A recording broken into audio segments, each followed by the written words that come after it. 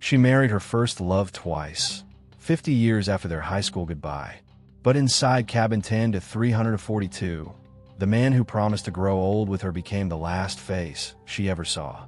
If you want more cases told without fluff, hit subscribe and join the channel. New deep dives every week. But let's go back to where it all began. The first morning on the Bahamas, routes smelled like coffee and sunscreen. They called them the honeymooners on deck 10. Arthur Hale, 71, shoulders still squared by habit, and Lillian Lilierez, 69, a thank you note woman with a laugh that started quiet then surprised you. High school sweethearts in 73, drifted apart, widowed, reunited, courthouse vows with adult kids watching like jurors. On board, they were proof that doors can reopen. They slow danced under soft lights. A board crewman filmed 6 seconds anyway. Cabin 10 to 342 wasn't sweet, but it felt like a small miracle. A balcony slice of ocean, Prosecco on ice, lilies because Lily liked the joke of her name on the vase. The steward, Gita, clocked 2 details. Lily's neat stacks of clothes, Arthur's pill line. White for blood pressure, blue for sleep, orange for the knee he complained about. At dinner that postcard evening, the first Fisher showed.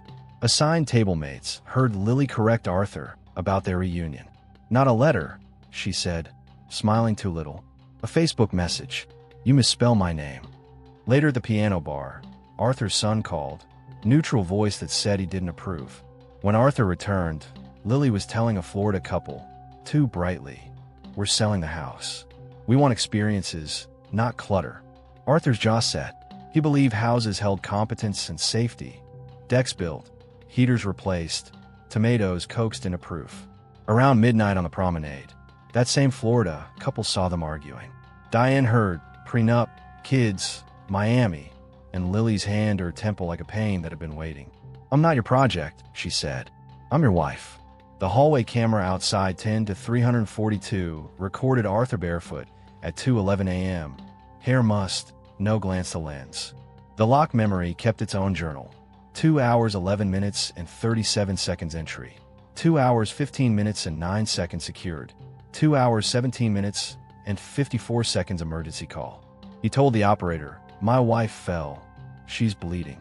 He gave a room number instantly. At unlock the door, there was a faint latch sound.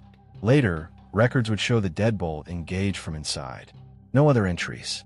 Inside, the scene argued with his story. The bathroom was dry, the dresser clean, but the mirror held a spidered fracture. The bedside lamp had a dented rim, and blood sat in 2 places 4 feet apart. Lily's right hand was swollen, her new wedding band pressed into skin like a seal. The medic, Carlo, noted periorbital swelling, a parietal laceration, petechiae that didn't fit a simple fall. He asked Arthur to step back, twice. Security guided him toward the balcony. Outside, the ocean kept moving, indifferent. Arthur's story shifted in the small ways stories do. First the bathroom, then the dresser. Then, I don't remember, I was scared. Fear became the word he reached for whenever facts narrowed. Security looked at his hands. Torn knuckles can come from falls or fights. They logged crescent bruises on his bicep. They bagged the lamp. They photographed the mirror. They scraped under Lily's nails, where blood threaded 2 small crescents. Defense writes itself in miniature. Neighbors heard a thud around 143, then a long, low sound that might have been a sob. Cruise walls hide lives unless those lives insist. No one remembers scream. Later, that absence would become its own argument. Earlier that afternoon, a photographer had caught Lily journaling on deck. In a drawer for pages waited.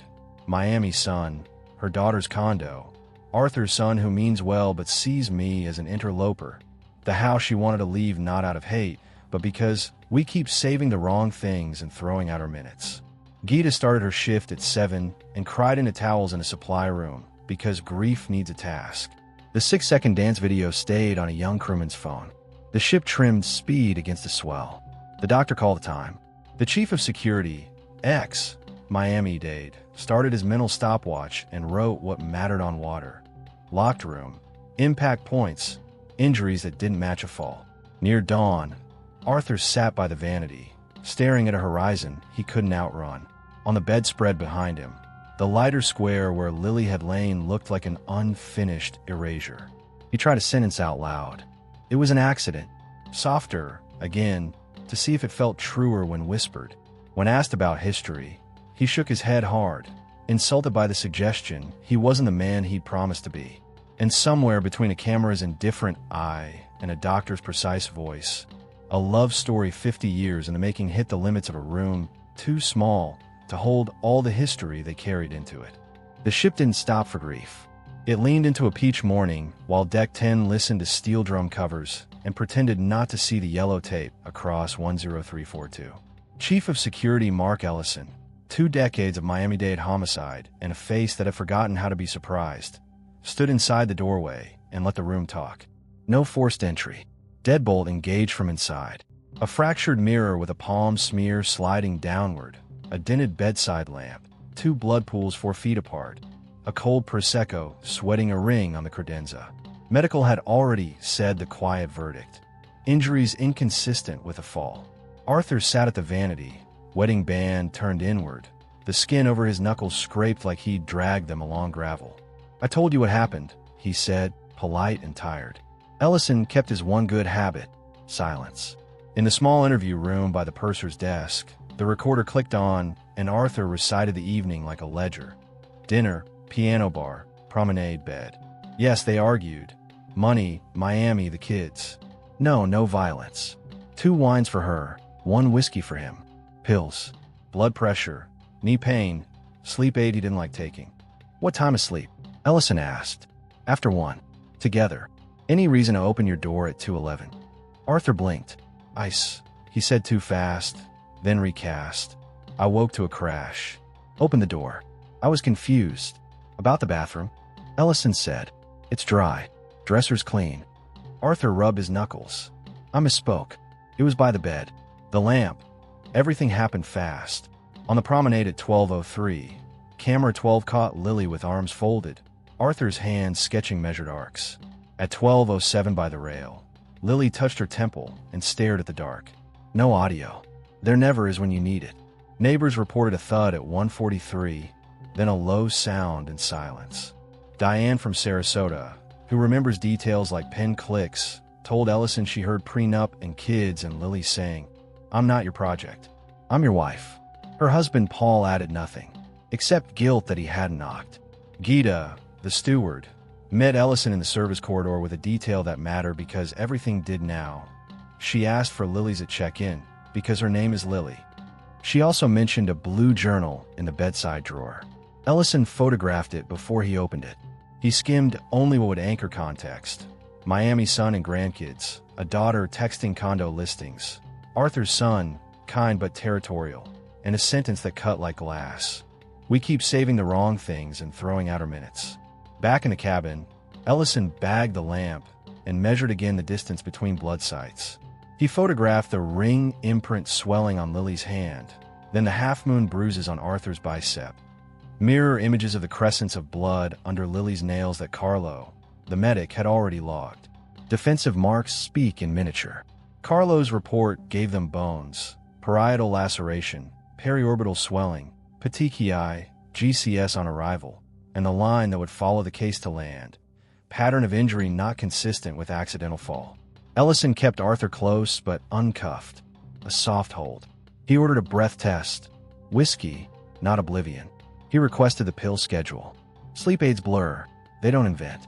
On the bridge, the captain laid in a rendezvous with Bahamian authorities. Jurisdiction at sea moves by handoff. Ellison intended to deliver evidence, not excuses. Passengers wrote their own versions. In the solarium, someone whispered beaten to death. By the pool, someone else said he cried like a child. The 6-second slow dance clip made the rounds on phones. A loop of tenderness people now watched for warnings that had never been there. Ellison walked 10342 one last time before sealing it. The Prosecco still cold and pointless. A Nassau brochure opened to couples waist-deep in turquoise. 2 balcony chairs aimed at a horizon that refused to take sides. He looked at the spidered mirror, at the height of the smear, at what panic looks like when it reaches for balance and finds glass. Accidental falls don't migrate, he thought, and wrote it down a different way. He returned to Arthur. Any history of violence? No. It came hard, like the question insulted the man he believed himself to be. I would never. Then tell me why your story keeps moving. Arthur stared at the table, then at his hands. We argued, he said. She grabbed me. I might have held her shoulders. She slipped. The word hung there, a coat on a hook that wouldn't hold. Ellison let silence do the lifting. You engaged a deadbolt, he said, flat as a timestamp. I don't remember, Arthur said. Fear had become the room. He kept retreating to when facts narrowed. Down the corridor, Gita refolded towels that didn't need folding and swallowed a tear because grief needs a task. Diane and Paul stood at the rail, watching the wake stitch itself closed, and Diane said she was so sure about Miami, as if distance were a kind of armor. In medical, Carlo underlined pattern in his report. Patterns survive testimony. By late morning, the captain signed off on the plan. Cabin impound, personal effects inventory, Arthur on a courtesy watch. Ellison sealed 10342 with fresh tape and his signature across it. In his notes, he stacked the anchors that would matter to land authorities. 211 hallway footage, 217 emergency call, deadbolt engaged from inside, 2 blood loci separated by 4 feet, lamp with impact dent, spidered mirror with palm smear at Lily's reach height, defensive crescents under nails, matching bruises on the bicep, medical inconsistency with fall, witness hearing prenup/kids, and I'm your wife. Arthur sat alone, phone buzzing with a text from his son. How's it going, Dad? And let it die. He slid off his ring, set it down, then put it back, turned inward again. He tried the sentence he wanted to calcify into something usable. It was an accident, he whispered, as if practice could bend gravity. Outside, a fast Bahamian tender cut of white seemed toward the ship, sunlight flashing off its bow like a warning. Ellison checked his watch, then the photos, then the lock log glowing neat green times he could recite in his sleep.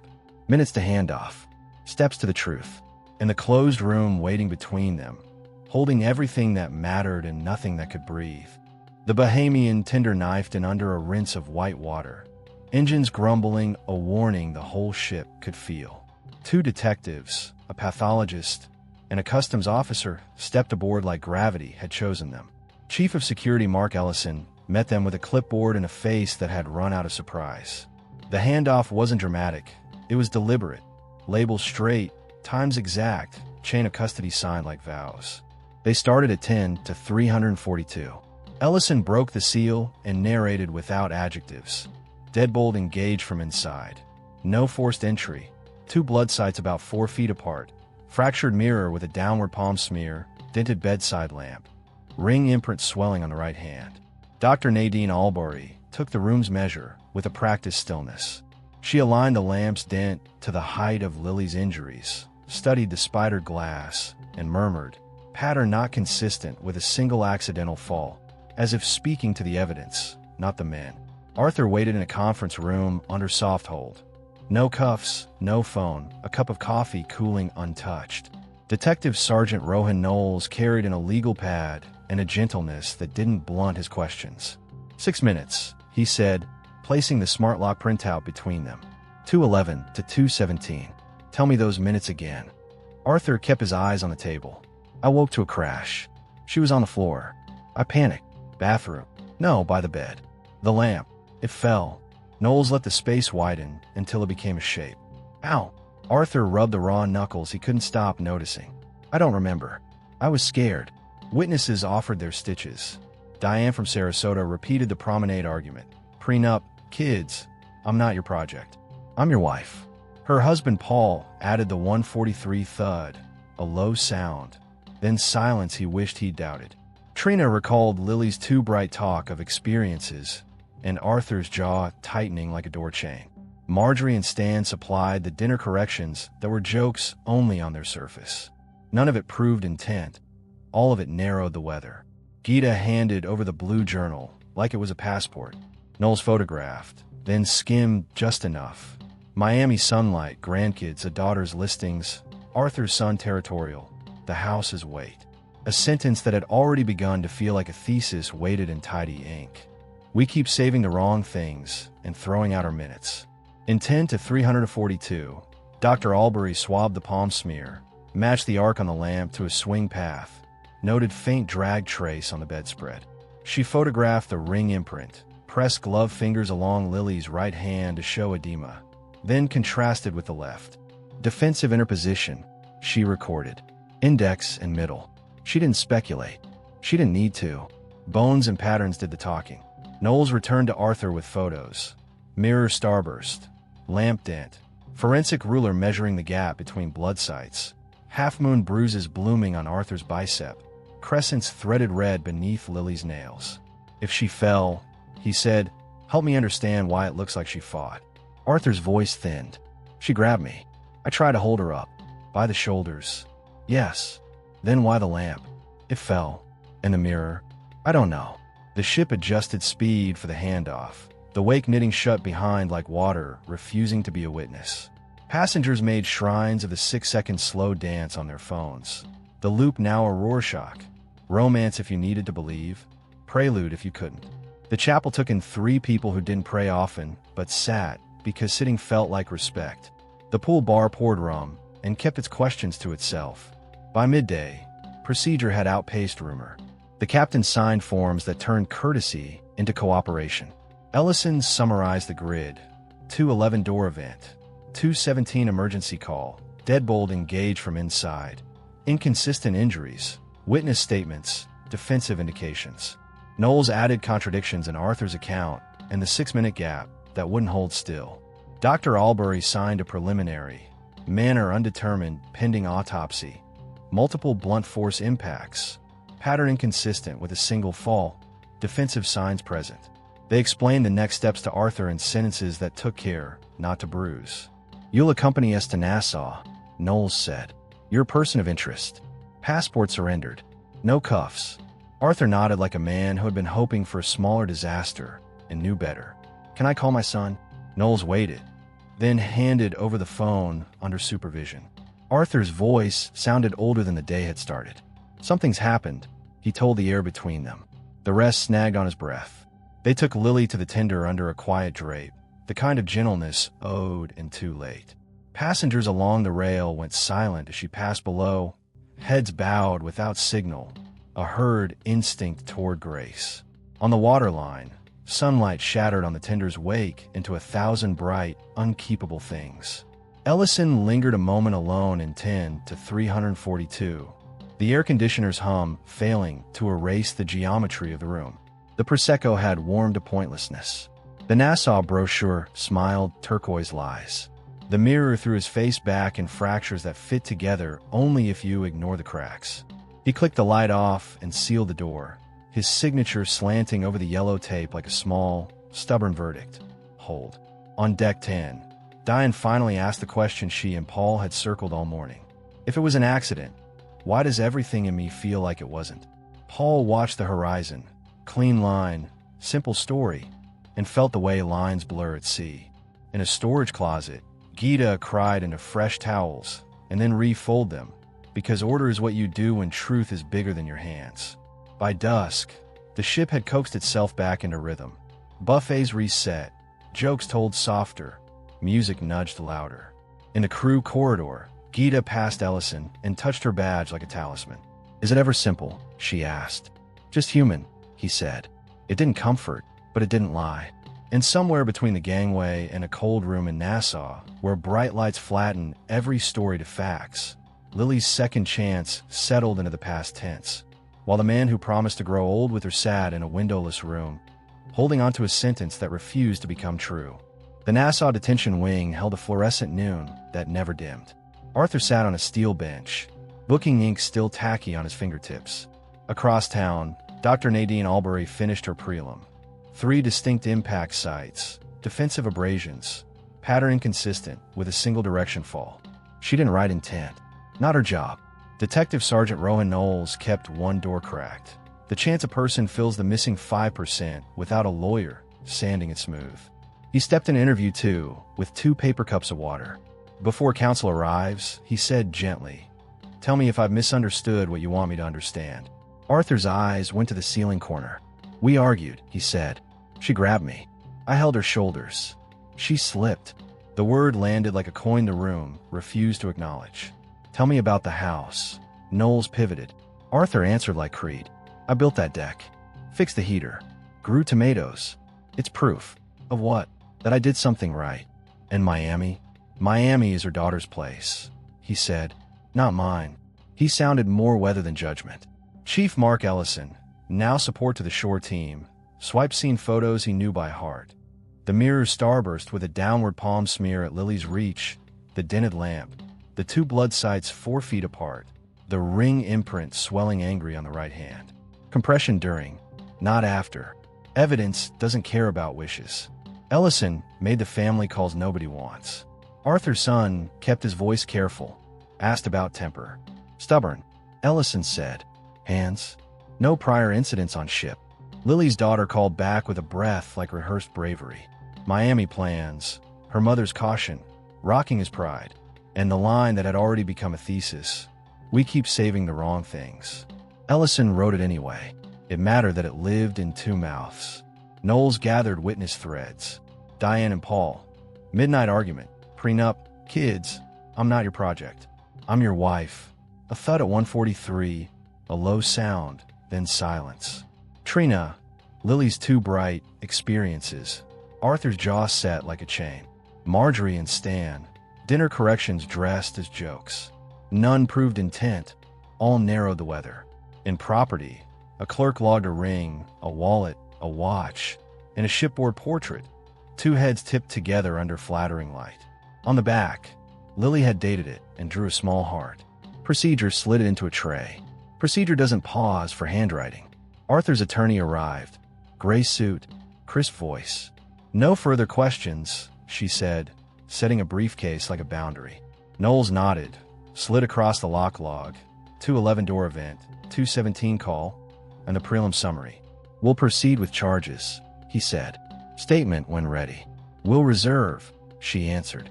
Arthur stared at his palms, as if a verdict might write itself there. On the ship, the vacuum closed with practice muscle. Buffets reopened, steel drum covers returned. In the chapel, Gita set a single lily beside the LED candle and flattened a wrinkled program edge with her thumb. Diane and Paul packed in quiet. When Diane's screen brushed the 6-second slow dance, she didn't press play. Loops bruise. Dr. Albury stripped her gloves, lingered at the sink. The tech asked, "Do you think he did it?" She chose words that won't embarrass on a stand. The pattern says what it says. Intent isn't mine. Late afternoon slid toward charge decisions. In a side office with cheap blinds, Knowles and the prosecutor laid out the lattice. Closed room indicators, lock log, scene geometry, witnesses medical. Second degree, the prosecutor said. We'll review for first pending full autopsy and any admissions. Passion felt like the wrong word. Heat fit better. Knowles printed the charge sheet, took a breath for ritual, and re-entered interview 2. Mr. Hale, you are being charged with murder. The attorney's hand found Arthur's forearm. No statement. Arthur nodded like a man told to leave the house he built because the ground moved under it. Booking again, but with consequence. Fingerprints to database, profile photos from 3 angles. Wedding band now item 004 in a property log. In holding, the bench knew his weight better. He tried the sentence that had been his raft. It was an accident, and felt it sink. Ellison texted the captain. Charges filed, custody transferred, evidence logged. The reply, understood, arrived without adjectives. He preferred it that way. Adjectives make you bleed. In Miami, Arthur's son stared at a sink he suddenly couldn't use.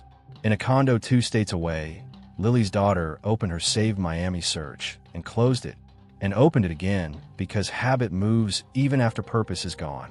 Night found Nassau glossy and loud. A street musician reached for a ballad 2 blocks from the station.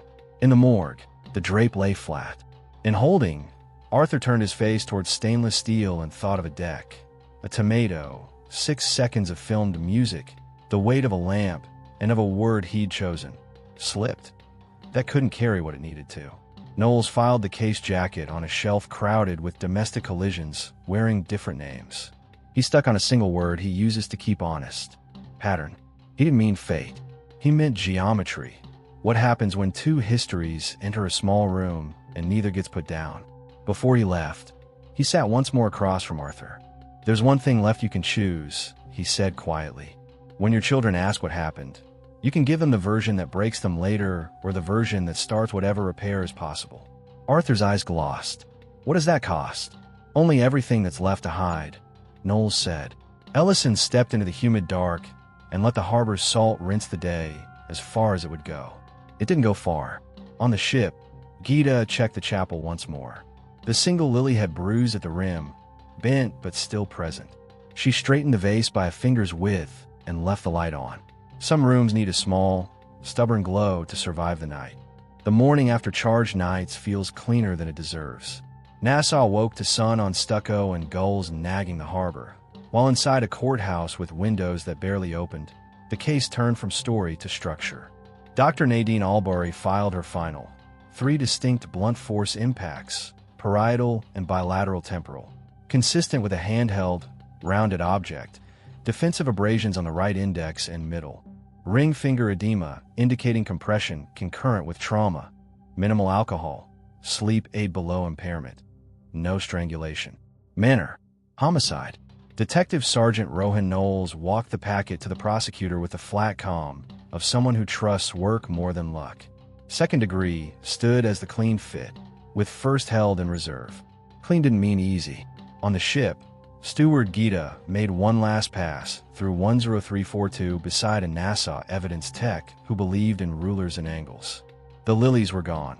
A faint green ring circled where the vase had sweated. She spotted a sliver of mirror glass lodged under the vanity stool and pointed. The tech bagged it with quiet thanks. Small rightnesses had to live somewhere. Bail came fast. The defense argued age, health, no record. The prosecutor countered with a locked room, multiple impacts, a timeline that refused to bend. Bail denied. Arraignment set. Trial later. Phones did their loops. Arthur's son reached for steadiness and found anger waiting. At his father, at the ship, at the idea that love could do this. Lily's daughter cried on a back step, then uploaded the 6-second slow dance to the family album because ritual needs objects. Comments stacked from people who had always believed second chances were safer than they are. In a cafe with overworked fans and a view of the courthouse steps, Knowles met Chief Mark Ellison. "You ever get used to the rooms?" Ellison asked, meaning cabins and kitchens where two histories collide. Knowles stirred sugar in a coffee he wouldn't drink. "You get used to the geometry," he said. "Never the echoes." Months later, court filled with tourists eager for closure and locals who knew closure is mostly a word. The prosecution opened with the ship's memory. 211 hallway exit, 215 resecure, 217 emergency call, deadbolt engaged, no third key. They built the room piece by piece. The mirror's starburst with a downward palm slide, the dented lamp, for measured feet between blood pools, the swelling ring imprint, crescents under Lily's nails, half moons on Arthur's bicep. They played the corridor clip, timestamps flattening everything into indifference. Dr. Albury testified without poetry, multiple impacts, pattern inconsistent with a single fall, defensive indications. The defense threaded doubt, age, disorientation, sleep aid, carpet, repeated attempts to rise, turning one fall into many signatures. No scream. They showed the slow dance as context, not omen. Arthur took the stand and spoke the grammar of competence. Decks, heaters, tomatoes, fear and confusion, a lamp that just fell. I held her by the shoulders. She slipped. He cried at some moments, and not others. Juries noticed both. Cross-examination narrowed it. She slipped. Yes. 3 times. I tried to hold her. By the shoulders. Yes. And the lamp. It fell. From where? The table. Balanced on the edge. Objection sustained. Point lodged. Why engage the deadbolt? I don't remember.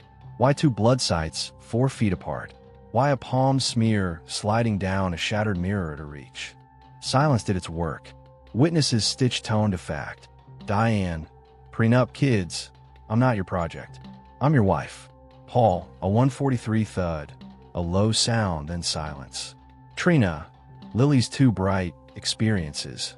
Arthur's jaw set like a chain. Marjorie and Stan. Dinner corrections. Jokes only on the surface. None proved intent. All mapped heat. Closings put different light on the same furniture. The prosecutor offered a narrowed room and a timeline that held locked door, 6 unaccounted minutes, 3 impacts, defensive marks, a mirror that remembered panic. Love isn't a defense against physics. The defense offered age, fright, a lamp becoming a weapon without intent. Asked for mercy calibrated to doubt. The jury asked for the door log printout and a ruler. They returned on day 3, ordinary and decisive at once. Guilty of second-degree murder. Arthur swayed. His attorney steadied him. Lily's daughter closed her eyes and let a tide go. Arthur's son stared until the edges of his vision softened. Sentencing measured harm without adjectives. Life, eligibility after 15. A note from the bench. Rooms too small to hold this kind of heat. Choices wearing the mask of panic. A honeymoon turned into a crime scene. After, the ship returned to Nassau with a new mirror in 10342 and carpet no one could tell had been replaced. Housekeeping learned to notice pill lines and fresh flowers without deciding what they meant. Gita kept a habit no one paid for, straightening chapel chairs by a finger's width, checking the vase. She ordered lilies less. They browned too fast. Once, under an impossible blue sky, she set one in water and left the light on. Ellison rotated back to sea, where corridors repeat like memory. He kept the lock log longer than he needed, a reminder that time is evidence when stories won't behave. Sometimes, at dusk, he said their names out loud. Lily Reyes, Arthur Hale, because names disappear faster than cases. Knowles filed the jacket on a shelf crowded with domestic collisions, wearing different surnames. He stuck one word on the spine. Pattern. Not as fate, but as the geometry he keeps seeing. 2 histories crammed into one room. Pride and fear dragged in alongside luggage. An object nearby that never meant to be a weapon. Arthur learned the math of inside. Days counted, books traded, silences sorted. He wrote to his son, apologizing without explaining, and to Lily's daughter, explaining without apologizing. He mailed both and didn't expect replies. He stopped practicing the sentence that had been his raft. It was an accident had calcified into something even he couldn't lift.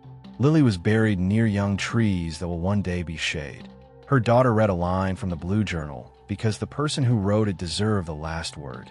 We keep saving the wrong things and throwing out our minutes. People nodded like they understood. Maybe they did. On a later night, an older couple in matching hats took a slow turn on a promenade, and a young crewman filmed 6 seconds without thinking. He sent it with a caption that tried to make a promise out of air.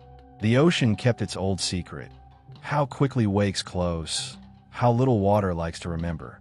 While above it, people kept trying anyway, saving what they could, spending minutes like they were worth something, because once for a long moment they were.